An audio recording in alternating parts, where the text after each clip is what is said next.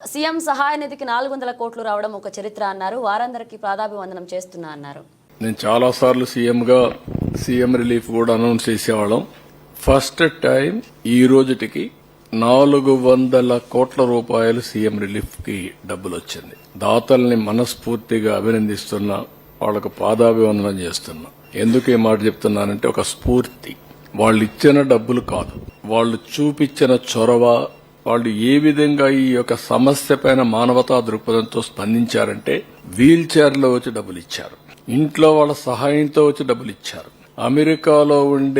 అమెరికాలో పనిచేసే వాళ్ళు ఇంటి వాళ్ళకి చెప్పి మీరు డైరెక్ట్ గా నేరుగా తీసిపోయి డబ్బులు ఇమ్మని చెప్పి వచ్చారు. ఇంట్లో కొంతమంది నడవలేకపోతే నువ్వే వెళ్లి నా పేరు చెప్పి ఇమ్మని చెప్పి చెక్కులు పంపించారు. ఇది ఒక వినూత్నమైన అనుభవం. అది ఒకరిని కాదు, చిన్న పెద్ద అని కాదు, పిల్లలు చదువుకుంటూ 5 రూపాయలు 10 రూపాయలు కలెక్ట్ చేసి ఓ స్కూల్కి ఎంత కలెక్ట్ చేసి తీసుకొచ్చారు ఉండి మారిగా పెట్టి. నేను అడిగాను వాళ్ళని, ఏంటంటే ఈ విపత్తు వచ్చినప్పుడు నేను కూడా నా సాటి ప్రజలకు ఇబ్బంది వచ్చినప్పుడు సహాయపడాలని చేశామని చెప్పి అన్నారు. వాళ్ళ పిల్లలు దాచుకున్న డబ్బులన్నీ ఇచ్చేశారు. ఇలాంటి వినూత్నమైనటువంటి ఆలోచనలు వచ్చాయి. స్ఫూర్తిదాయకంగా ప్రవర్తించారు. వాళ్ళందరినీ పేరు పేరున మనస్ఫూర్తిగా మరొక్కసారి ధన్యవాదాలు. దీనివల్ల ఒక న్యూ మూమెంటం కోసం దారితీసింది.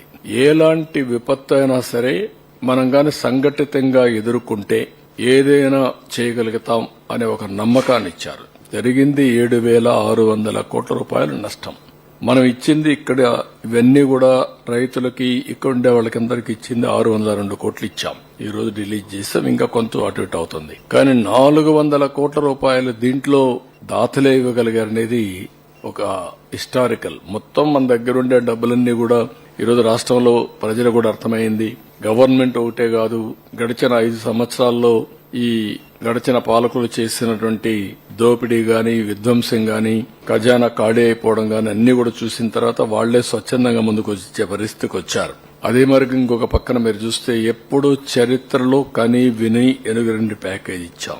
ఆర్థిక వెసులుబాటు లేదు, కానీ కేంద్రంలో ఉండే డిజాస్టర్ ఫండ్ కూడా వాళ్ళు ఇచ్చే డబ్బులు కూడా అద్దులున్నాయి. కానీ ప్రాక్టికల్ గా ఉండాలనే ఉద్దేశంతో మనం ముందుకు పోయాం.